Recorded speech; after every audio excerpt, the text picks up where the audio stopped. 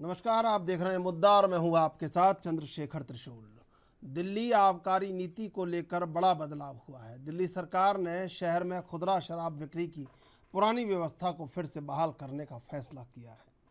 इसके तहत 1 अगस्त से दिल्ली में सरकार पूर्व की तरह फिर से शराब बेचेगी। दिल्ली में शराब की खुदरा बिक्री फिर से पुरानी व्यवस्था के अनुसार होगी। नई शराब नीति में तमाम तरह की कमियां पाए जाने के कारण उसे फिलहाल वापस ले लिया गया है।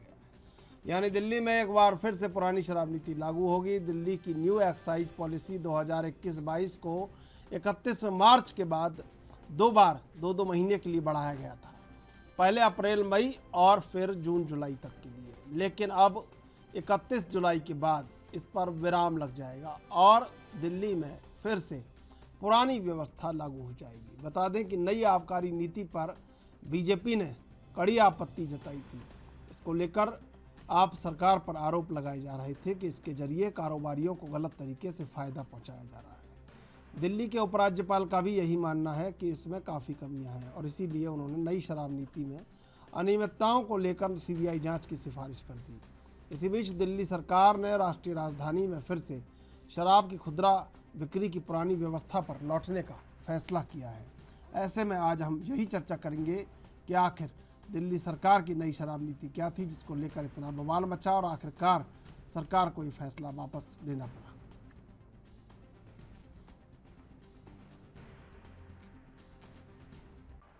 दिल्ली में हमारी सरकार पिछले साल एक नई एक्साइज पॉलिसी लेके आई, एक्साइज पॉलिसी 2021-22।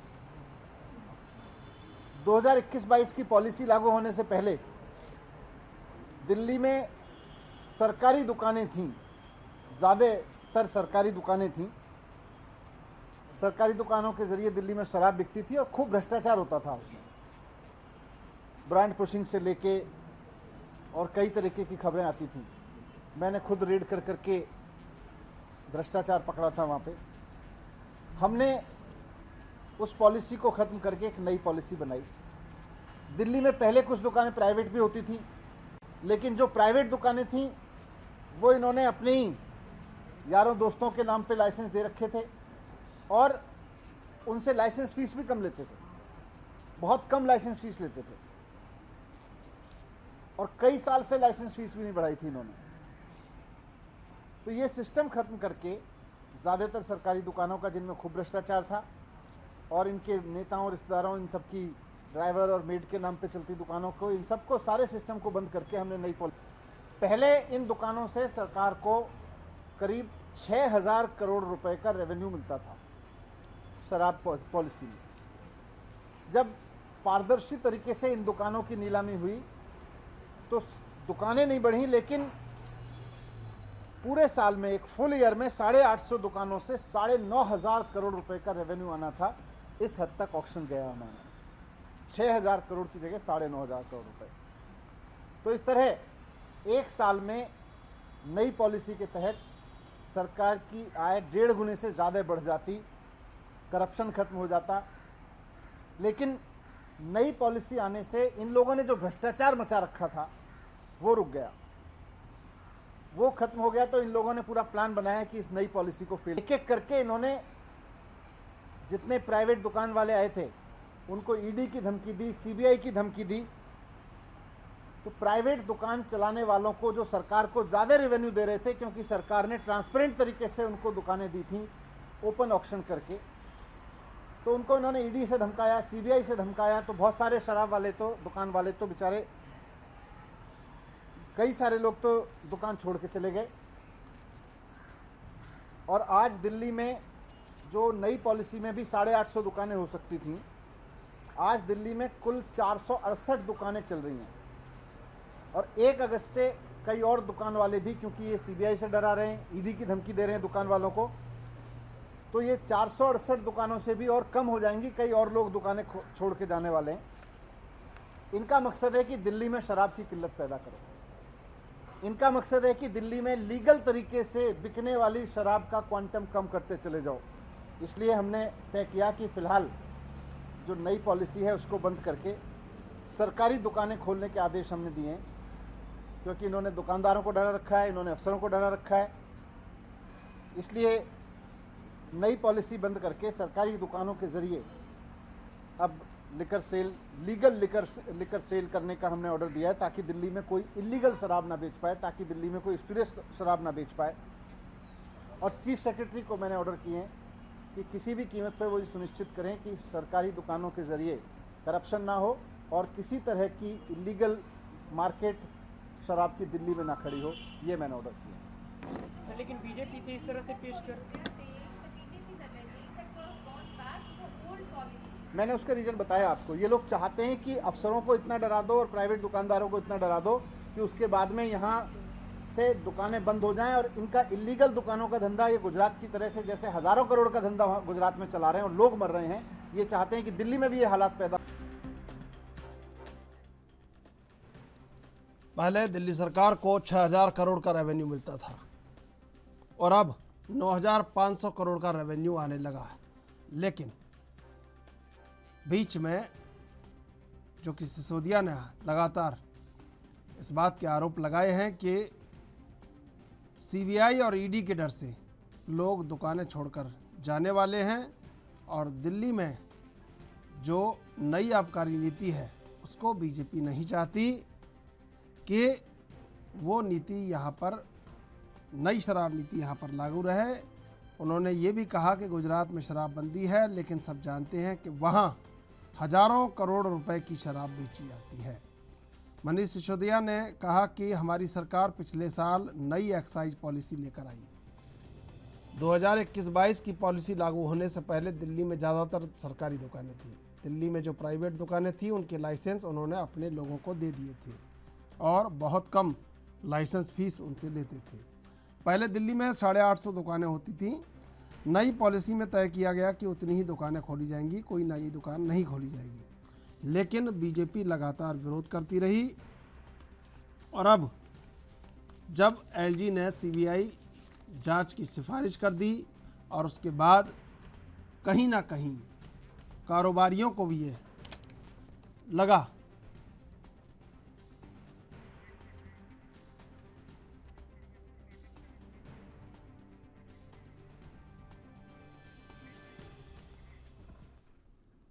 और इसी मुद्दे पर आज चर्चा करेंगे। 3 मेहमान हमारे साथ जुड़े हुए हैं। श्याम झा बीजेपी से, संजीव कौशिक आम आदमी पार्टी से, सर्वेश्वर पाठक राजनीतिक विश्लेषक। आप तीनों का स्वागत है एनबी न्यूज़ पर। संजीव जी, सबसे पहले आपके पास आएंगे। पुरानी नीति 1 अगस्त से लागू होने जा रही है, क्या लगता है क्या बड़ा कारण रहा कि इस नीति को वापस लेना पड़ रहा है और लगातार बीजेपी इसका विरोध करती रही वहाँ पर?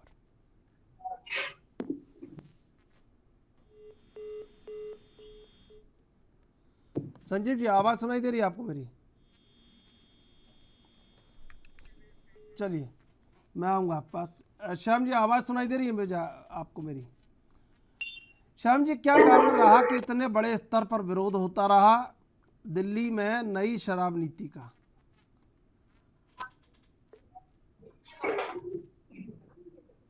उसमें जिस प्रकार से सेक्रेटरी लेवल के बड़े आईएएस अधिकारी ने पूरी रिपोर्ट पेश की और उस रिपोर्ट के आधार पे एसपी ने सीबीआई जांच के आदेश दिए, तो कहीं ना कहीं सरकार की लिप्तता में कोई बड़ा भ्रष्टाचार चल रहा था।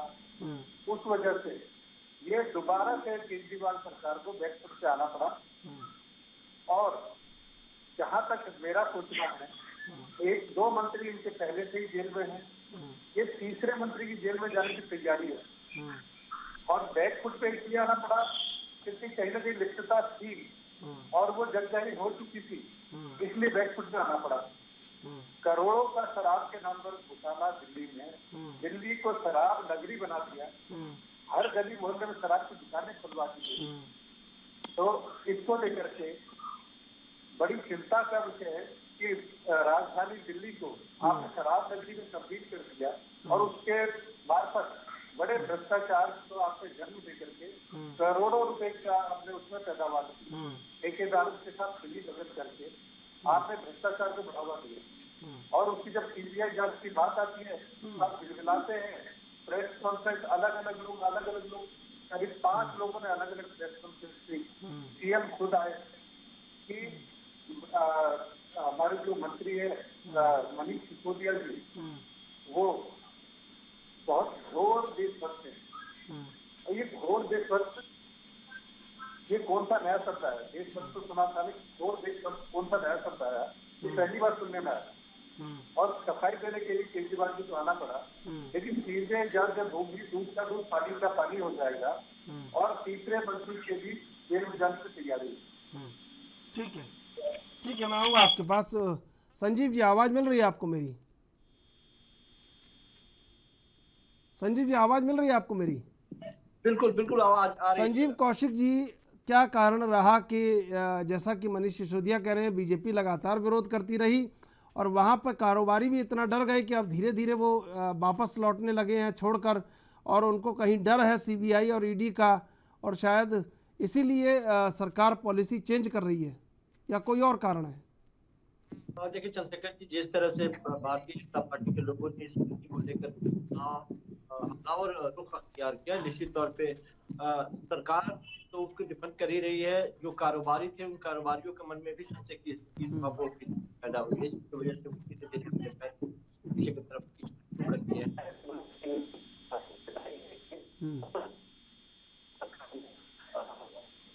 मीटिंग पर रोकने का एक कारोबारी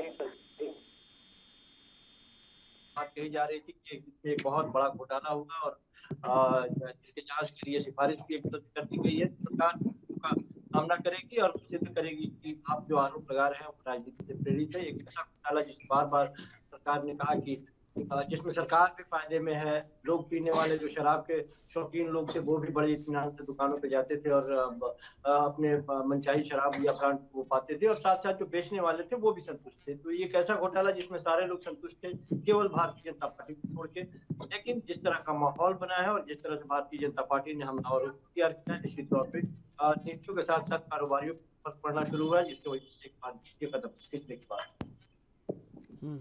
ठीक है, सर्वेश्वर जी, क्या लगता है कि जो शराब नीति है या कोई भी कारोबार है, उसमें अगर राजनीतिक बीच में प्रतिद्वंदिता आ रही है, बीजेपी लगातार हमलावर होती रही, और ये कैसे संभव है कि बीजेपी शासित राज्यों में जो हो रहा है वो सब ठीक हो रहा है, लेकिन कहीं अगर अन्य दलों की सरकारें, वहाँ पर सब कुछ गलत हो रहा है? ये कैसे संभव है?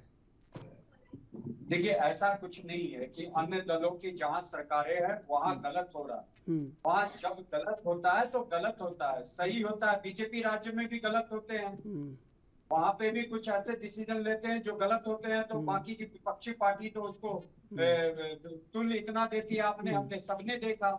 एक यूपी के उन्नाव की घटना ले लो, यूपी के चुनाव में वही छाया रहा, लेकिन राजस्थान में आए दिन रेप होते हैं, उसको कोई नहीं उठाता। रही बात की न्यू एक्साइज पॉलिसी, अब देखिए अरविंद केजरीवाल के आने का मकसद क्या था राजनीति में? एक स्वच्छ, एक ईमानदार एक सरकार लेके आते, लेकिन क्या हो गया उसका माजरा आप नहीं, अब वो देखिए, सुनिए, जब कोई मुख्यमंत्री है तो तमाम चीज़ों पर ध्यान देगा, तमाम चीज़ों में बदलाव और उसमें परिवर्तन होंगे। सभी विभाग उनके अंतर्गत हैं, तो कभी ना कभी तो कुछ ना कुछ तो चेंजेस होगा। अब उसमें एक किसी बात को हाईलाइट कर दिया जाए कि नई शराब को लेकर रेवेन्यू बढ़ाना चाहती है, निश्चित रूप से कहीं पुरानी चीज़ें उनको दुरुस्त करने की कोशिश की, तो क्यों ऐसा किया जा रहा है? नहीं, त्रिशूल जी, मुझे बताइए कि शराब के मामले में आप गली गली मोहल्ले शराब के दुकान खोल दोगे तो ये बहुत अच्छी पॉलिसी है। नहीं, तो 850 दुकानें ही तो बता रहे हो। शराब ऐसी चीज है, नहीं, शराब ऐसी चीज है और उसका एक पर्टिकुलर जगह, पर्टिकुलर निर्धारित जगह पे ही दुकान खुलना चाहिए। रिहायशी कॉलोनी जहाँ लोग रह रहे हैं, जहाँ पे स्कूल कॉलेज है, वहां से दूर खुलना चाहिए। और इन्होंने क्या किया? गली मोहल्ले हर एक नुक्कड़ पे ऐसा कर दिया। आखिर ऐसी क्या आफत आ पड़ी? क्या इससे पहले की गवर्नमेंट, क्या एक्साइज पॉलिसी, उनको इतना दिमाग नहीं था कि इससे रेवेन्यू जनरेशन होगा? हर गवर्नमेंट पैसा कमाने का अख्तियार करती है।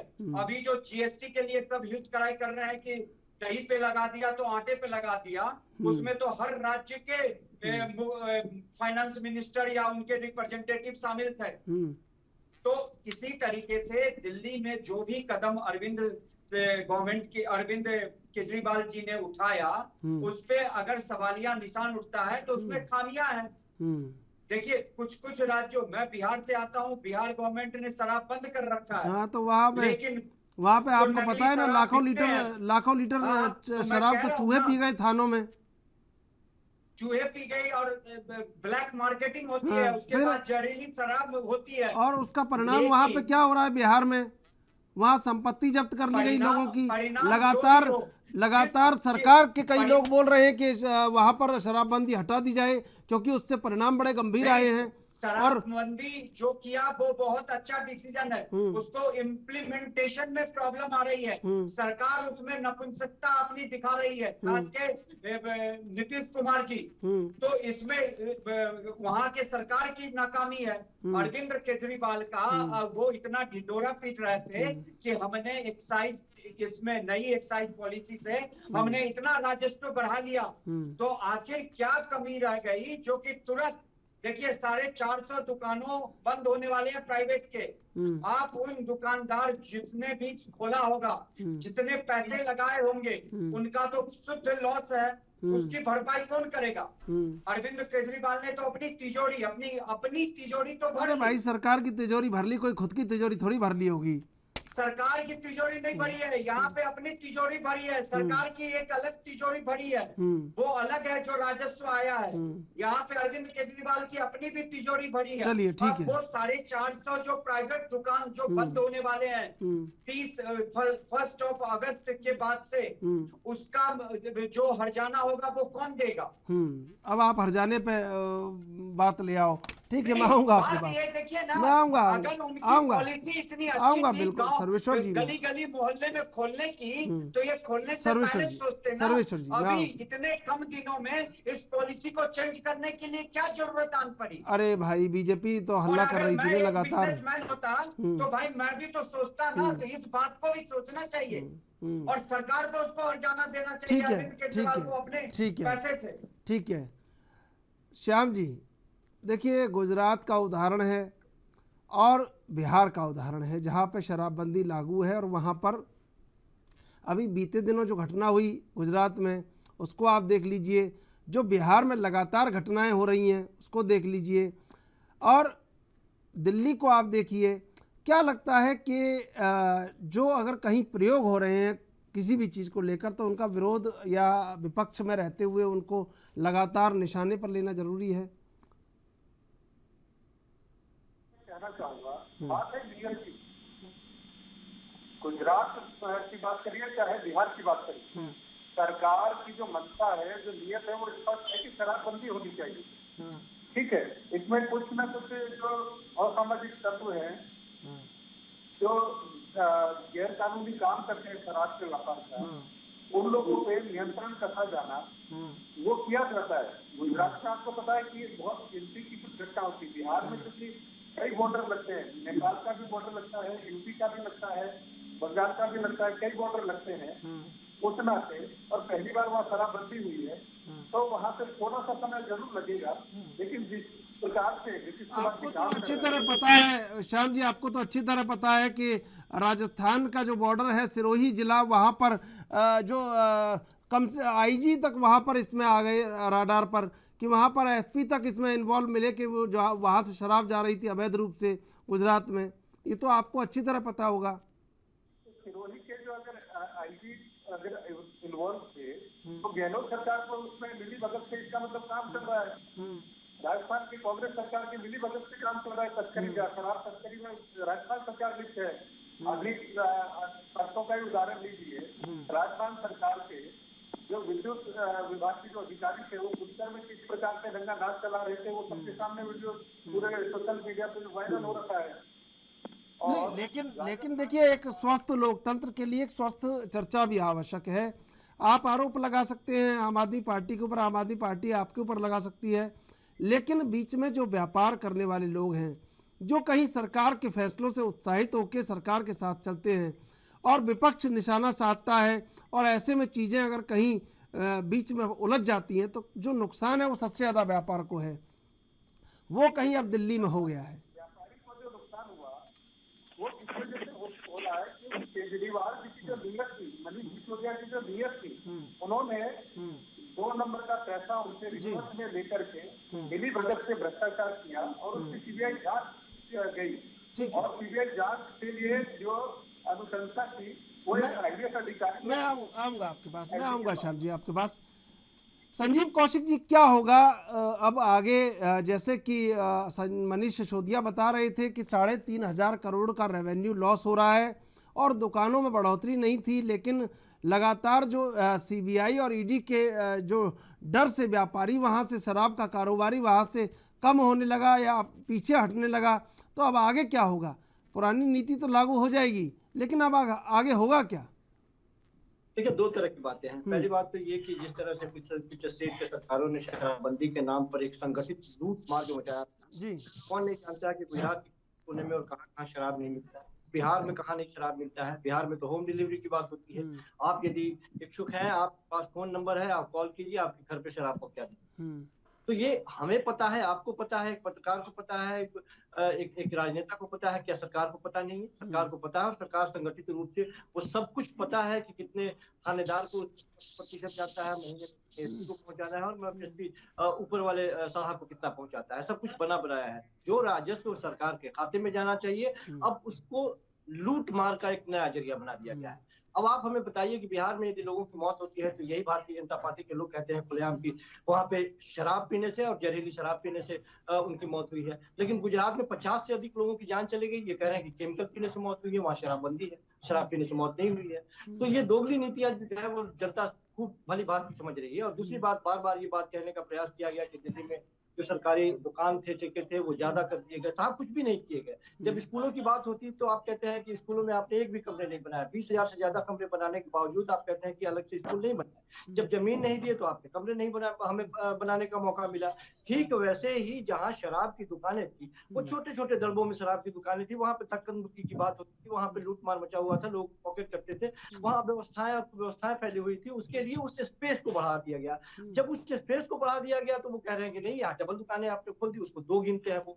तो स्कूलों के कमरे को वो 2 नहीं गिनेंगे, लेकिन शराब की दुकानों को 2 गिनेंगे। जिस तरह से लोग जा रहे थे। अब ये एक बात बताइए कि बार बार ये लोग कहने की कोशिश करने लगे कि नहीं, शराब को बढ़ावा देने की कोशिश की। साहब, जब आप एक वयस्क हो जाते हैं और मतदाता के तौर पर देश में सरकार चुनने का अधिकार आपको हो जाता है, तो उसी समय आपको अपने अच्छे और बुरे को भी जानने का अधिकार हो जाता है और आप अपने कदम अपने बढ़ा सकते हैं। तो जब ये अधिकार किसी मतदाता को दे दिया गया, उस पर भी हाथ तोबा मच गई कि नहीं, आपने उसको उसकी उम्र कम कर दी। दूसरी चीजें, आपने ये कह दिया कि नहीं, आप ठेकों की संख्या बहुत ज्यादा बढ़ा दी, घर से निकलते ही सारी जगह शराब की दुकान दिखाई देते हैं। साहब, घर से निकलने के बाद में आपको मंदिर भी दिखाई देता है, मस्जिद भी दिखाई देता है, मैखाना भी दिखाई देता है। आपको जहां जाना है वहां जाइए, आप व्यस्त हैं, मत जाइए मैखाने की तरफ।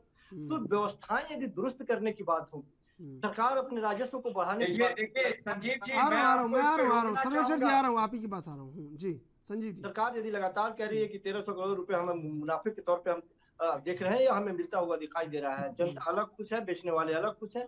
भारतीय जनता पार्टी को इस बात की जानकारी है कि वो दिल्ली में सीधे फाइट नहीं कर सकती आम आदमी पार्टी से। आम आदमी पार्टी की जिस तरह की नीतियां रही हैं, लोग लुभावन आप उसे कह ले या कुछ भी कह ले, लेकिन सरोकारी मुद्दों पर वो अपनी नीतियां बनाती है और लोगों का एक व्यापक समर्थन उसके साथ है। पिछला उदाहरण अभी हाल फिलहाल में 1-2 महीने पहले आपने देखा होगा कि किस तरह से 40 से ज्यादा भारतीय जनता पार्टी ने अपने स्टार प्रचारकों को उतार दिया, लेकिन फिर भी वहां पर राजेंद्र नगर में उसको मुंह दिखा नहीं। जाहिर सी बात है, जनता मजबूती के साथ खड़ी है। आप इस तरह से कभी CBI कभी ED का सहारा लेकर के लगातार सरकार पर अटैक करने का प्रयास करते रहे, जनता मुकम्मल जवाब देगी। और सरकार आपकी इस तरह की गिदड़ भक्ति से डरने वाली भी नहीं है, वो उसका भी जवाब देगी जो आप कानूनी तौर पे उसको डराने का प्रयास करते हैं। तो दोनों का जवाब देगी, जनता भी और सरकार। ठीक है सर्वेश्वर जी, सर्वेश्वर पाठक जी, बिल्कुल मैं आप ही के पास। सर्वेश्वर जी, हाँ, क्या लगता है कि इन नीतियों के बदलाव से जो वाकई का जो बदलाव है वो हो जाएगा, या इस विरोध से जो होना है वो हो जाएगा? इन नीतियों के बदलाव की जरूरत किस लिए आन पड़ी? अगर उनमें खामियां थी, उनमें कमजोरी थी, यानी कि अरविंद केजरीवाल की सरकार बैकफुट पे है। जो बीजेपी इतने दिनों से, और आम जनता, बीजेपी तो एक पॉलिटिकल पार्टी हुई, हर पार्टी मुद्दे तलाशती है जो विपक्ष में होती है। तो और इसमें कोई दो राय नहीं कि दिल्ली में आम आदमी पार्टी को बीजेपी हरा नहीं पा रही। अभी एक उपचुनाव भी हुआ, उसमें भी हार गई बीजेपी। लेकिन आम जनता तक त्रस्त थे। अभी हमारे पैनलिस्ट में संजीव जी हैं, उन्होंने कहा घर से लोग निकलता है, मैं खाना भी दिखता है, मंदिर भी दिखता है, मस्जिद भी दिखता है, तो मैं तो ये भी कहता हूँ वैश्यालय भी दिखता है, तो क्या हर गली में वैश्यालय भी खोल देना चाहिए? देखिए, शराब का दुकान का एक घर से, रिहायशी कॉलोनी से दूर होना चाहिए, क्योंकि जहां शराब के दुकान होते हैं वहां पे कुछ व्यक्ति, कुछ लोग ऐसे भी खरीद के मनाही है, बाहर अपने कार में या ऐसे ही लेके पीते रहते हैं, और उस रास्ते से अगर कॉलोनी के महिलाएं, औरतें जाएं तो उनको सामना करना पड़ता है कमेंट्स का। ये गलत चीजें हैं। आप इसको ये नहीं कर सकते कि घर से आप निकले तो मंदिर भी दिखता है, मस्जिद भी दिखता है, मैं खाना भी दिखता है, आपको जहां जाना है यहाँ चले जाए। ये कोई इतने बड़े पैनलिस्ट आप हो, ये आपका जो बयान है ये कहीं से भी स्वागत योग्य नहीं है। दूसरी बात, अगर अरविंद केजरीवाल जी इतने ही अच्छे गवर्नमेंट चला रहे हैं दिल्ली में, दिल्ली की जनता के लिए, तो आप देख लीजिए उठा के, अगर इतना अच्छा काम किया है, कितने नए स्कूल, कितने नए कॉलेजेस खोले, शराब तो हर गली हर मोहल्ले में खोल दिए। जब वो आए थे तो कहते हम गाड़ी नहीं लूंगा, 9 बंगलों क्या उनका घर है जिसमें 20 करोड़ तो स्विमिंग पूल बनाने में लगा देते हैं। और यही अरविंद केजरीवाल है जो कहते थे ये मंत्रियों के इस आवाज की, इतनी बड़े आवाज की जरूरत क्या है, इन सभी से छीन के उसमें स्कूल खोलेंगे, हॉस्पिटल खोलेंगे, ये खोलेंगे। और जो मोहल्ला क्लिनिक बनाया है, त्रिशूल जी आप खुद आइए पंजाब से और दिल्ली में डेरा डालिए और जरा मोहल्ला क्लिनिक का आप सर्वे करिए, पता चल जाएगा कि जिस तरह 10, 12, 20 स्कूलों को चमका दिया गया, मेक ओवर कर दिया गया, उसी तरह 10-12 मोहल्ले क्लिनिक मेक ओवर रूप में मिल जाएंगे। बाकी का खास्ता हाल है। कोरोना के समय में देख लिया दिल्ली के लोगों ने। ठीक है, दिल्ली के लोगों को सहूलियत मिली। चलिए ठीक है, मैं आऊंगा आपके पास सर्वेश्वर जी, मैं आऊंगा आपके पास। दिल्ली नरक बन जाता है। और 8 साल से अरविंद केजरीवाल की सरकार है, पुरानी सरकार ने क्या किया उसको छोड़िए। जिस तरह केंद्र में 8 साल से नरेंद्र मोदी जी की सरकार है, अगर कुछ खामियां आती है तो उनपे उंगली उठता है, उसी तरह दिल्ली जब जलमग्न होता है, जब नरक बन जाता है, तो अरविंद केजरीवाल पे ही उंगली उठेगी। उस समय वो ये नहीं कर सकता कि एनडीएमसी हमारे सर्वेश्वर जी चर्चा शराब पे कर रहे हैं। श्याम जी, क्या लगता है कि अब पुरानी नीति लागू हो गई है, अब तो कोई विरोध नहीं रहा कि अब भी कुछ विरोध है? जी, बात नीति की नहीं, बात नीयत की है। इस प्रकार से भ्रष्टाचार में लिप्तता पाई गई है अरविंद केजरीवाल सरकार की। मनीष सिसोदिया जी उनके सबसे करीबी मंत्री हैं, उप मुख्यमंत्री भी हैं, और वो खुद लिप्त पाए गए हैं इसमें। बात है उस नियति की। नहीं, अभी तो सिफारिश किया, अभी कहाँ लिप्त पाए गए हैं? अभी तो सिफारिश की है सीबीआई जांच की। देखिए, कहीं अगर चिंगारी होती है तभी धुआं उठता है।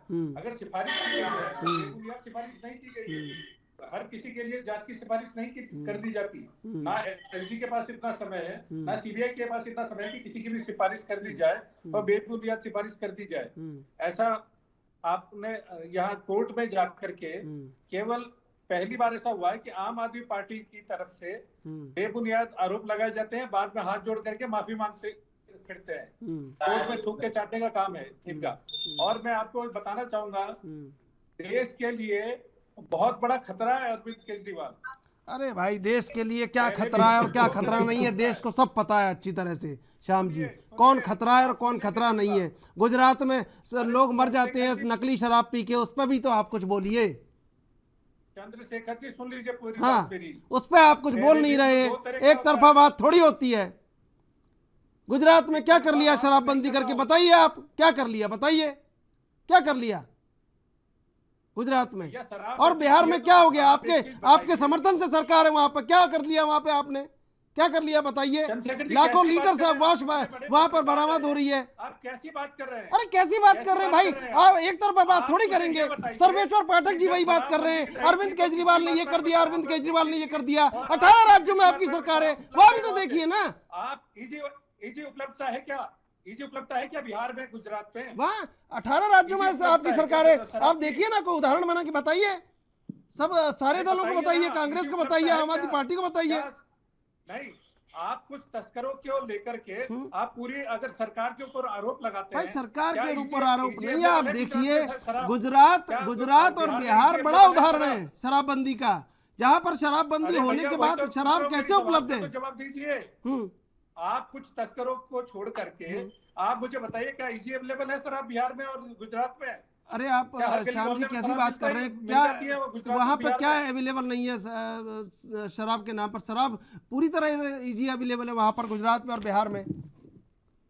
अरे भैया, साल में 2-3 घटनाएं आई है बिहार की, गुजरात में तो सालों में 1-2 घटनाएं आती है। तो आप अगर कुछ तस्करों को तस्करी के वो छोड़ दें, क्योंकि देखिए तस्करी पे लगाम लगाना आसपास के राज्यों की भी जिम्मेदारी होती है। नहीं श्याम जी आसपास के देखिए, राज्य श्याम जी छत्तीसगढ़ से देखिए, अगर देखिए छत्तीसगढ़ हो गया, अगर झारखंड हो गुजरात गया, में सुनिए, वहां के अगर सरकार की लिप्तता से अगर शराब पहुंचाई जाएगी तो वो तो तस्करों को मौका मिलता है वहां पे। नहीं श्याम जी देखिए, अगर गुजरात और बिहार शराबबंदी के बाद आदर्श राज्य घोषित होते, वहां पर कुछ आदर्श स्थापित होता, तो निश्चित रूप से माना जाता कि वाकई में जो ये निर्णय था ये सही था। लेकिन आप देखिए शराबबंदी के बाद कई बार नीतीश कुमार को भी उसमें परिवर्तन करना पड़ा। अभी पहले संपत्ति जब्त कर लेते थे, पहले तमाम चीज़ें थी, अब उसमें भी नियमों में बदलाव हुआ है। और चुनावों के दौरान जब वहाँ पर पंचायत के चुनाव हो रहे थे बिहार में, लाखों लीटर वाश बरामद हुई और जब्त हुई और उसको नष्ट किया गया। तो ऐसे में शराबबंदी और शराब नीति सबकी समीक्षा और सर्वदलीय समीक्षा की आवश्यकता है। मैं ये सवाल आपसे पूछ रहा हूं। सरकार की नीयत, वही मैं कहना चाह रहा हूँ आपको, वही समझाना चाह रहा हूँ चंद्रशेखर जी, कि सरकार की नीयत, केवल नीति नहीं नीयत भी होनी चाहिए। ऐसा नहीं कि सरकार उसमें लिप्त हो जाए, उसमें तस्करी में लिप्त हो जाए सरकार। यहाँ तो पूरी तरह से ठेकेदारों से मोटा मुनाफा लेकर के और शराब नीति में संशोधन करके और दोनों ने मिली भगत से लाभ उठाया है। मेरा सवाल आपसे ये है कि आज शराब नीति पर कहीं ना कहीं राज्यों को लेके एक सर्वदलीय समीक्षा की बड़ी आवश्यकता है। श्याम जी क्या सोचते हैं कि होना चाहिए कि नहीं होना चाहिए?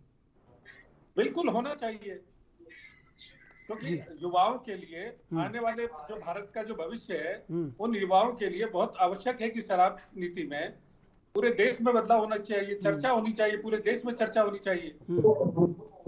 जी बिल्कुल। संजीव कौशिक जी, क्या लगता है कि सर्वदलीय समीक्षा की आवश्यकता है वर्तमान में?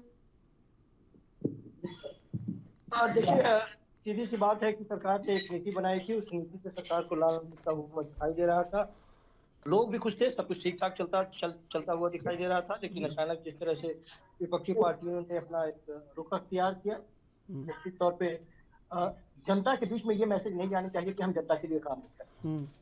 यदि कोई कमी दिखाई दे रहा है और जनता के बीच में ये मैसेज जा रहा है, तो सरकार आत्मावलोकन के लिए तैयार है। हाँ, हम नई पार्टी है, राजनीति करना ठीक है, हम नहीं जानते हैं, लेकिन राजनीति करते वक्त किसी तरह की कोई खामियां हो जाती है या कोई गलतियां रह जाती है, हम उससे दोबारा पुनर्विचार करने के लिए तैयार हैं कि वाकई ये खामी है या हमें दबाने की कोशिश की जा रही है। हम उस पर विचार करने के लिए तैयार हैं और लगातार एक संजीदा राजनीति होने के नाते ये बात हमारी पार्टी सोचती रहती है और हम भी इसके पक्षधर रहे हैं।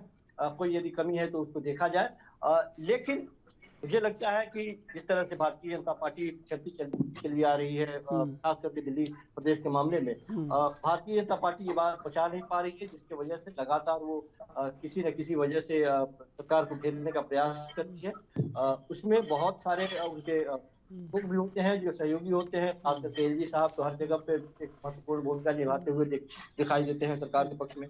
तो ये तमाम तरह की चीजें हैं जो दिल्ली सरकार झेल रही है। लेकिन फिर मैं दोबारा दोहरा दूं कि दिल्ली सरकार भी उनके आरोप का जवाब देगी और साथ साथ दिल्ली की जनता भी भारतीय जनता पार्टी के इस तरह के ठीक है। श्याम जी, क्या वर्तमान में एक आवश्यकता नहीं है कि एक ऐसा भी एक सिस्टम, एक ऐसी व्यवस्था हो जिसमें जो राज्य की सरकारें वो आपस में एक संवाद भी कायम कर सके? संवाद नहीं हो पा रहा है वर्तमान में, और ये एक बड़ा इसमें जिसको कहते हैं बड़ी दूरियां देखी जा रही हैं कि कई राज्य सरकारें आपस में संवाद नहीं कर पा रही हैं, केंद्र में संवाद नहीं हो पा रहा है, और इसके कारण कहीं ना कहीं एक असंतोष पनपता है बीच में। तो क्या वाकई में कुछ ज़रूरी मुद्दों पर सर्वदलीय समीक्षा होनी चाहिए, और क्या इसके लिए सबको आगे बढ़ना चाहिए, सबको आगे अपना हाथ भी बढ़ाना चाहिए और कदम भी बढ़ाना चाहिए? क्या लगता है आपको?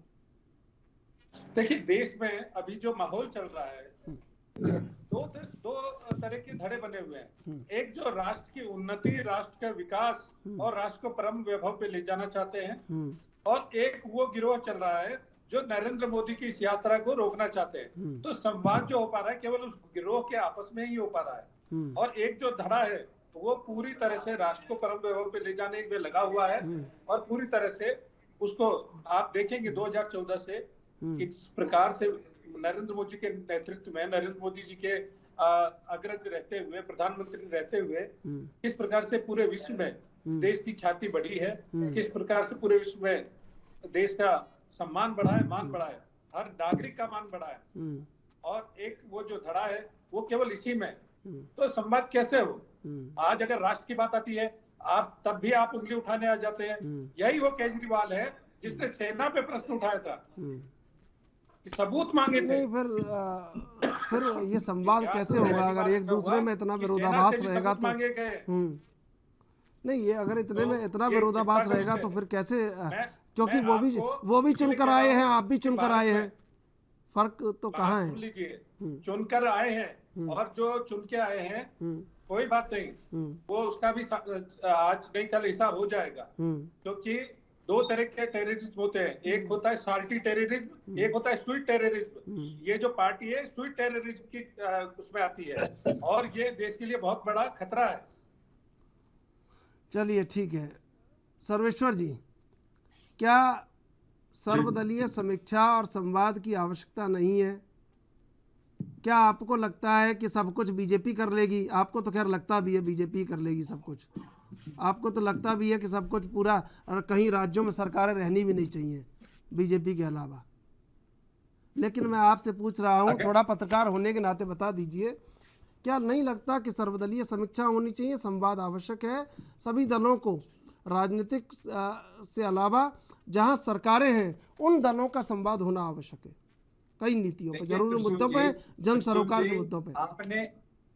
आपने जो कहा सही कहा। देखिए, जन सरोकार के मुद्दे पे भारत वर्ष में जितने भी राज्य हैं, एक तो जो पड़ोसी राज्य हैं उनमें आपस में समन्वय होना चाहिए, परस्पर सरकारों की बातचीत होनी चाहिए, चाहे किसी भी पार्टी की हो, बीजेपी की हो, राजस्थान में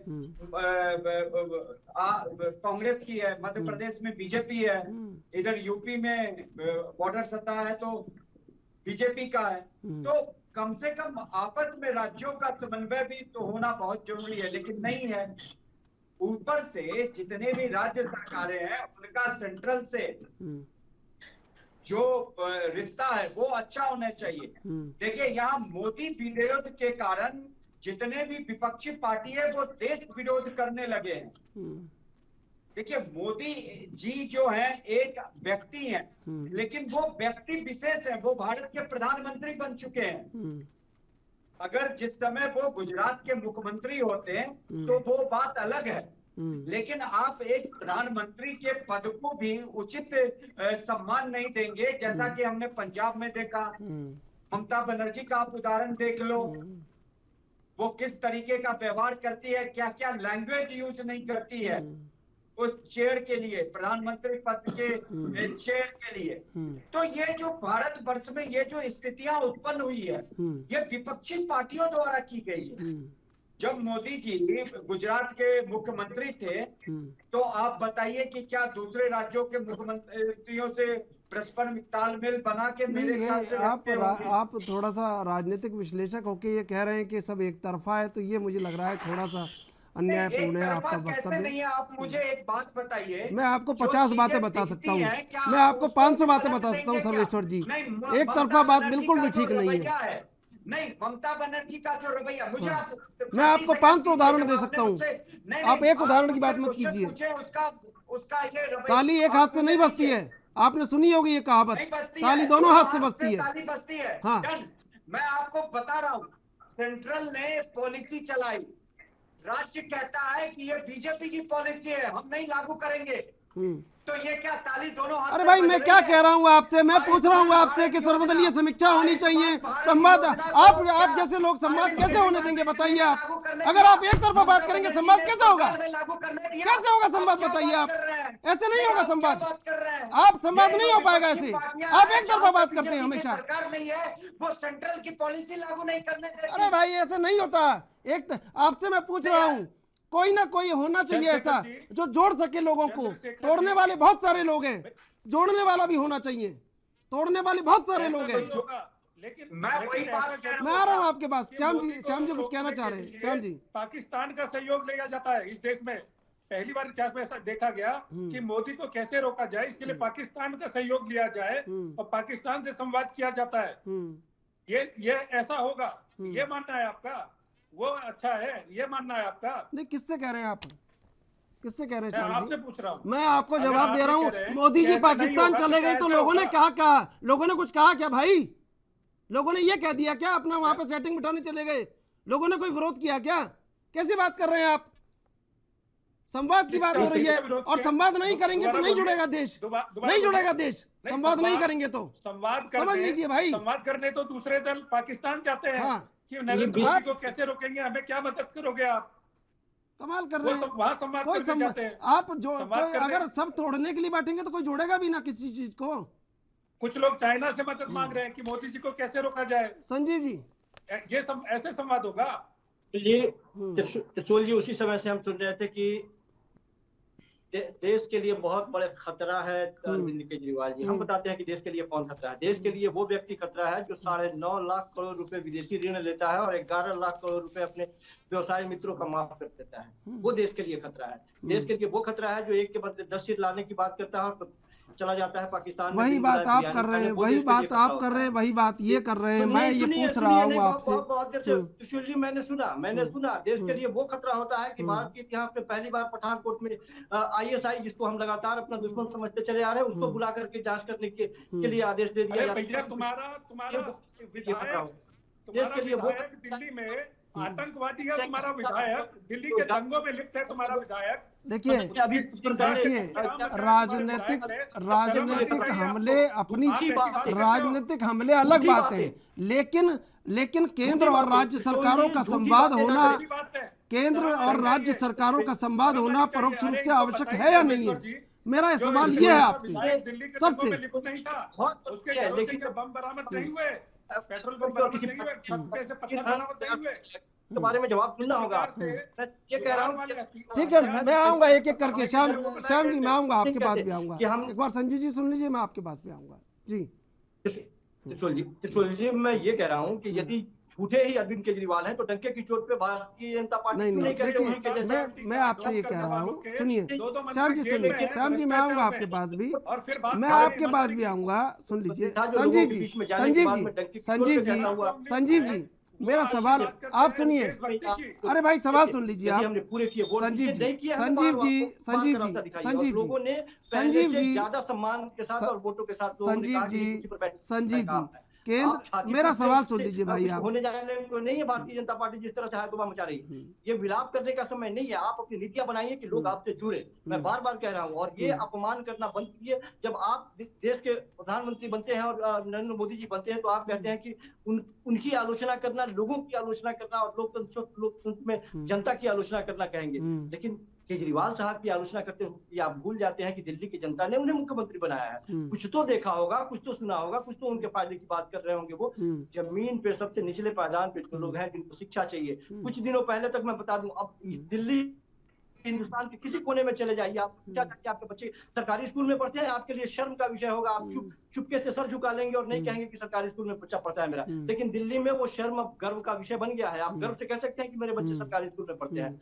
जो स्वास्थ्य की बात मैं कर रहा हूँ, यदि आपको बेहतर स्वास्थ्य मिल जाए पुणे में रहेंगे आप मेरा, अब आप सुन लीजिए भाई, सुन लीजिए। प्रचार से अलग एक बात मैं पूछ रहा हूँ। मैं श्याम जी के पास भी यही सवाल लेकर जाऊंगा, यही सवाल सर्वेश्वर पाठक जी के लेके जाऊंगा।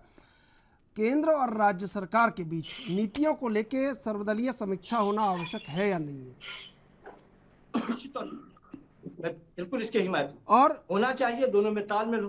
दोनों में तालमेल होना चाहिए, लेकिन केंद्र को भी भेदभाव से ऊपर उठ करके राज्य सरकार के साथ बैठ करके और नीतिपूर्ण जिस नियत से आप बात कर रहे हैं उसी नियत से बैठ करके इसके बारे में बात करनी चाहिए।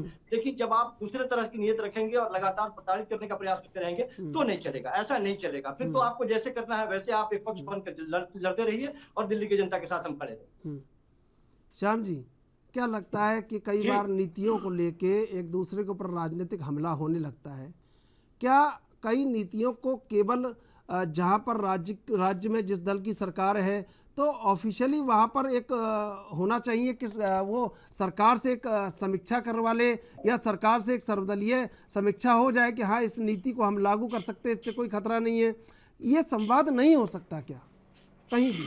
चंद्रशेखर जी, संवाद के लिए एक वातावरण बनना चाहिए, तब जाके संवाद होगा। तो वो वातावरण नहीं घर है में वर्तमान में। सुनिए, अरे पूरी बात सुन लीजिए चंद्रशेखर जी, आप बोलने नहीं देते, या तो आप बोल लीजिए, हम सुनने के लिए बैठे। अरे भाई, आपसे सवाल पूछ लेते हैं तो आपको बुरा लग जाता है। दो सवाल आपसे भी पूछ लेते हैं तो आपको बुरा लग जाता है। अरे सवाल का जवाब तो देने देंगे, एक सवाल का जवाब देने दीजिए, फिर दूसरा पूछिए। आप एक साथ 10 सवाल पूछेंगे, मैं भी भूल जाऊंगा, आप भी भूल जाएंगे, कौन से का आंसर रह गया। चलिए दीजिए। बात है नियत की। नियत जब तक साफ नहीं होगी, आप बंद कमरे में खालिस्तानी आतंकवादियों के साथ मीटिंग करते हैं, आप सेना पे पूरे सार्वजनिक रूप से उंगली उठाते हैं, सेना से सबूत मांगते हैं, प्रधानमंत्री से सबूत मांगते हैं, और प्रधानमंत्री को और नरेंद्र मोदी को रोकने के लिए पाकिस्तान से मदद मांगते हैं। ऐसे माहौल में, ऐसे वातावरण में, अरे चुप रहिए, बाद में आपका नंबर आएगा, बोलिएगा, चुप रहिए। नहीं, आप इस भाषा का इस्तेमाल मत कीजिए श्याम जी, ये भाषा बिल्कुल भी ठीक नहीं है। वातावरण में किसी भी तरह से बात नहीं हो पाएगी। सर्वदलीय बैठक, नियत जब तक साफ नहीं होगी, खालिस्तानियों के साथ मीटिंग करना बंद कमरे में, ये बात इन्हीं के एक पूर्व कार्यकर्ता, पूर्व पदाधिकारी ने सार्वजनिक रूप से कही है। वो जब बीजेपी का कार्यकर्ता हो गया के साथ जो देश के खिलाफ माहौल बनाने के लिए खालिस्तानी आतंकवादियों का सहारा ले और पाकिस्तान से मदद मांगे, ऐसे लोगों के साथ क्या सर्वदलीय बैठक होगी जिनके मुंह में राम बगल में छुरी है? बोलिए कार्रवाई करने के लिए। अरे भैया, नहीं, तो क्या बीजेपी का कार्यकर्ता हो गया होगा वो? सिसोदिया पे कार्रवाई होने लगी, नहीं, तो प्रेस कॉन्फ्रेंस हुई है एक दिन में। अरे आप तो भाई 18 करते हैं, आपके तो पूरे प्रवक्ता उतर जाते हैं मैदान में श्याम जी, तो जवाब तो देना पड़ेगा ना। तो वो भी जवाब दे रहे हैं, इसमें क्या बुरी बात है? अरे तो भैया, तो फिर ये कह रहे कार्रवाई करिए, ये तो आपसे ही सीखे हैं जवाब देना। और कार्रवाई होती है तो फिर छाती पीटते हैं, यहाँ आके बोलते कार्रवाई करिए। मनीष सिसोदिया के खिलाफ सीबीआई जांच हुई तो बोलने लगे अरे भैया ये हो रहा है, वैसा हो रहा है, हमें पहले ही शंका था जेल में जाएगा, ये जेल में डालेंगे। शंका तो उसी दिन हो गई जिस दिन आपने भ्रष्टाचार किया। उसी दिन आपके मन में खुटका था कि नरेंद्र मोदी की सरकार में भ्रष्टाचार अगर करोगे तो जेल जाओगे। केजरीवाल जी बोले कि हमें इस बात की शंका थी कि एक मनीष सिसोदिया जी को जेल में डालेंगे, इन पे मुकदमा लगाएंगे, हमने शंका पहले ही बता दी थी। नहीं, उन्होंने तो पहले सत्येंद्र जैन की बता दी थी। हो गया था जब इन्होंने भ्रष्टाचार किया था। चलिए सर्वेश्वर पाठक जी, क्या लग रहा है कि ये विवाद ऐसे ही होता रहेगा और ऐसे ही एक दूसरे पर हमले होते रहेंगे और जनता सब देखती रहेगी, जनता सब ताकती रहेगी कि भाई ठीक है, हमारा नुकसान हो या फ़ायदा हो, हमारे फ़ायदे की कोई बात नहीं होगी, आपस में लड़के और बस जनता का नुकसान होगा? देखिए, ये तो सरासर जनता का नुकसान हो रहा है, इसमें कोई दो राय नहीं। और जो भी आबकारी नीति लेके आया था आप गवर्नमेंट, उसमें आम पब्लिक परेशान हो रहा था। एक चैनल नहीं, यूट्यूबर्स नहीं, हजारों ऐसे यूट्यूब पे वीडियो होंगे जहां दिल्ली की जनता अरविंद केजरीवाल के इस हर गली शराब के दुकान की नीतियों के खिलाफ बोल रही है। बस वो आपको सारे वही मिले। क्या आपको सारा वही दिखा? रेवेन्यू का भी तो उनको, हाँ, जो रेवेन्यू वो क्या बार-बार पूछ रहे हैं, बार-बार पूछ रहे हैं, बार-बार पूछ रहे हैं, बार-बार पूछ रहे हैं। 850 दुकानें थी, 850 दुकानें थी, बढ़ाई नहीं। आप क्या बात कर रहे हैं बताइए? कांग्रेस की सरकार भी दिल्ली में 15 साल थी, उसने भी रेवेन्यू कमाया होगा शराब से, लेकिन हर गली मोहल्ले में शराब की दुकान खोलने से आप रेवेन्यू कमाने के लिए नहीं कर दोगे। उसकी भी एक लिमिट होती है। अति सर्वत्र बढ़ जाए हर चीज में अतीज बर्जेस होता है। जैसे आप मुझ पे आरोप लगा रहे हो ना कि आप जो बीजेपी के भाई साहब बिल्कुल बोलना पड़ेगा, आप एक तरफा बोलोगे तो बिल्कुल बोलना पड़ेगा सर्वेश्वर जी। हाँ, ये मैं एक तरफा नहीं हो सकता, अगर आप एक तरफा बोलोगे बिल्कुल बोलना पड़ेगा आपसे। बिल्कुल आरोप है आपके ऊपर, आप एक तरफा बोलोगे बिल्कुल आरोप है। आप राजनीतिक विश्लेषक हो, आपको दोनों तरफ का बात करनी चाहिए। बिल्कुल आरोप है आपके ऊपर, ये बिल्कुल आरोप है आपके ऊपर। ये अगर आपको विश्लेषण के लिए बैठाया है तो आपको दोनों का विश्लेषण करना चाहिए। मंदिर भी दिखता ये है, बिल्कुल आरोप है आपके ऊपर। मैं खाना दिखता है तो इसमें क्या हो गया? हर गली शराब की दुकान खोल दोगे और उसके बाद कहोगे नहीं राजस्व कमा रहे हैं, राजस्व कमा रहे हैं। जनता की मोरालिटी हवा में चली गई, औरतों की मान मर्यादा हवा में चली गई। क्या कहा था अरविंद केजरीवाल ने? हर गरीब पे सीसीटीवी लगेगा। क्या हो गया उसका? कितने सीसीटीवी लगे? बीजेपी का प्रवक्ता बुलाया है ना भैया सवाल पूछने के लिए। आज दिल्ली की बात हो रही है तो बीजेपी के प्रवक्ता है ना सवाल बताने के लिए, जवाब देने के लिए। सर्वेश्वर जी की बात हो रही है, आपसे विश्लेषण करवा रहा हूँ, आपसे विश्लेषण, अगर विश्लेषण के लिए पूछ रहे हैं और आप एक ही तरफा ले जा रहे हैं सब चीजों को, तो बोलना पड़ेगा ना। क्या गलत है बताइए? कैसे ले जा रहा हूँ? मैंने आपको शुरुआत में कहा कि अगर सेंट्रल गवर्नमेंट पे सवाल उठता है, 8 साल से वो सत्ता में है, तो सवाल सेंट्रल गवर्नमेंट पे उठता है। अगर जीएसटी में ऐसी कांड होती है, यही तो हम कह रहे हैं। बढ़ते हैं, उसी तरह दिल्ली में अरविंद केजरीवाल की सरकार है। अगर ये गलत काम है तो अरविंद केजरीवाल पे सवाल उठेगा। और यही तो हम कह रहे हैं। मुझे नहीं रोक सकते कि आप तो बीजेपी। नहीं, हम क्यों रोकेंगे आपको? आप रोकिए, आप तो प्रचार कीजिए, हमें क्या दिक्कत है। लेकिन यहाँ तो हम विश्लेषण के लिए बैठा रहे हैं आपको, तो विश्लेषण करना पड़ेगा भाई। क्या हुआ? जो बीजेपी आरोप लगा रही थी कि रिमोट कंट्रोल से चलाएंगे, वही हो रहा है। राघव चड्ढा वहाँ सीएम बन चुका है। चलिए ठीक है, ठीक है, ठीक है भाई, ठीक है, ठीक है। अरे ठीक है भाई, ठीक है। और भी कहीं देख लिया कीजिए, और भी बहुत सारा, और भी बहुत सारा बोल के देख लिया कीजिए कहीं पे। ठीक है, ठीक है। मैं पूछ ये तो बोल देंगे, ये बैठे हैं बीजेपी के प्रवक्ता श्याम झा, ये बोल देंगे। श्याम जी कुछ कहना चाह रहे हैं आप? कुछ कहना चाह रहे थे आप? संजीव जी मैं आऊंगा आपके पास, एक बार श्याम जी को सुनता हूँ फिर आपके पास आऊंगा। जी चंद्रशेखर जी, वो विश्लेषक आपने उनको बुलाया है, वो अगर आपको विश्लेषण कर रहे हैं, वो सब हर व्यक्ति की अपनी सोच होती है। अरे आपको तो अच्छा लग रहा है ना भाई, आपका एक विजन तो अच्छा लग रहा है श्याम जी। आपको अच्छा नहीं लगेगा तो कैसे होगा? आपको अच्छा नहीं लगेगा तो कैसे होगा? विश्लेषण भी अपने हिसाब से थोपना चाह रहे हैं। आपको तो अच्छा लग रहा है, विश्लेषण भी अपने हिसाब से थोपना चाह रहे हैं। नहीं, आपको अच्छा लग रहा है। मुझे तो ये महसूस हो रहा है आपको अच्छा लग रहा है। आजादी के नाम पर आपको अच्छा लग रहा है, बोलते हैं जब टुकड़े टुकड़े, लेकिन आपको अच्छा लग रहा है, आपको अच्छा लग रहा है। लेकिन कुछ जवाब ऐसे हैं जो आपको ही देने हैं भाई। मैं कुछ जवाब ऐसे जो आपको ही देने हैं श्याम जी।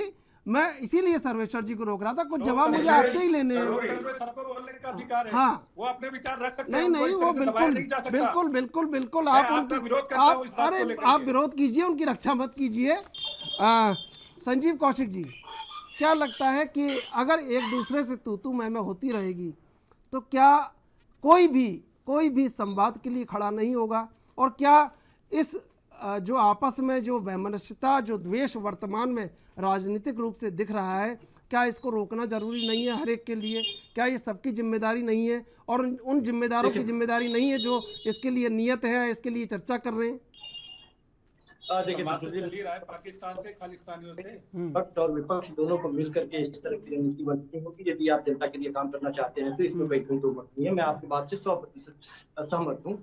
लेकिन सबसे बड़ी मुश्किल यह है कि भारतीय जनता पार्टी का रथ पूरे हिंदुस्तान में जहाँ अश्वमेध घोड़े के जैसे घूमता हुआ आता है, वो दिल्ली में जाके थमता हुआ दिखाई देता है। दिल्ली के साथ एक अलग तरीके का उनका वैमनस्य का भाव रहता है, जिसकी वजह से दिल्ली सरकार से आप लगातार देखते रहते हैं कि हर एक काम में रोड़े अटकाने की बात बार बार कही जाती है। हम जानते हैं कि दिल्ली सरकार की अपनी सीमित शक्तियां हैं, उसके पास जमीन नहीं है, उसके पास प्रशासन नहीं है, तो ये तमाम तरह की चीजें नहीं है, सीबीआई नहीं है।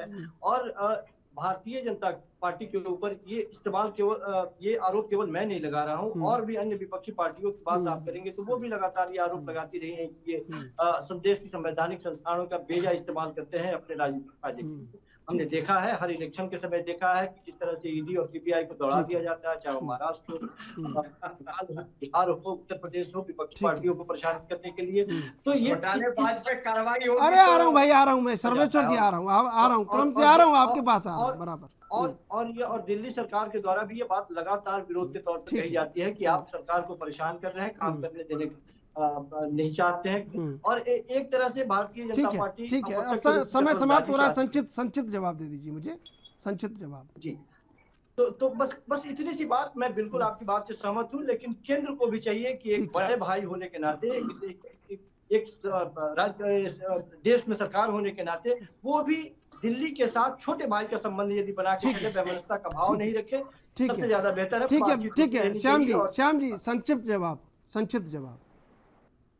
जब कश्मीर फाइल्स पिक्चर आई थी तो कई राज्यों ने टैक्स फ्री किया था, तब केजरीवाल जी ने कहा था कि इसको यूट्यूब पे डाल दो, वैसे ही फ्री हो जाएगी, सब देख लेंगे। ये इनका व्यू था। अभी तक और नहीं अभी डाली स्विट्जरलैंड जाने के लिए कि सब दिल्ली मॉडल देखना चाहते हैं, मैं दिखाने जाना चाहता हूँ। अरे भैया दिल्ली मॉडल यूट्यूब पे डाल दो। ठीक है श्याम जी, समय समाप्त हो रहा है। सर्वेश्वर जी एक लाइन में देखिए, चंद्रशेखर जी, अरविंद केजरीवाल जो ईमानदारी का चोला पहन के आए थे, उसने कब का त्याग दिया, और ये नई आबकारी नीति जो लेके आ रहे हैं इतना जल्दी चेंज, इससे ये दर्शाता है कि ये सरकार भ्रष्टाचार। ठीक है भाई, ठीक है, समय समाप्त हो रहा है।